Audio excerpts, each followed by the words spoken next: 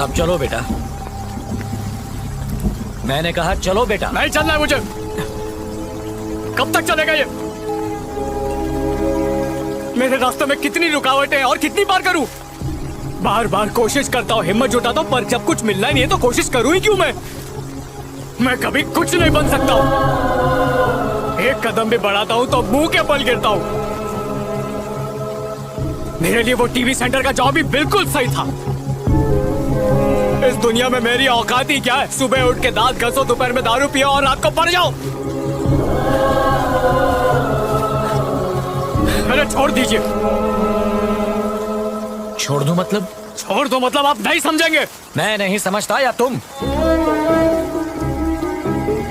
मेरी जनरेशन में हमसे गलतियां होती थीं, लेकिन हम उसे छोड़ते नहीं थे। छोटी से छोटी गलती को भी ढूंढ ढूंढ कर निकालते थे, उसे ठीक करते थे, फिर आगे बढ़ते थे। लेकिन तुम्हारी जनरेशन में यही प्रॉब्लम है। अगर कोई चीज या कोई इंसान या कोई सपना पसंद न आए तो उसे वहीं छोड़कर दूसरी राह पर निकल पड़ते हो। ये हुए काम पर कोई उंगली उठाता है तो उसे उसका जवाब दो, और अगर जवाब पता नहीं तो ढूंढो।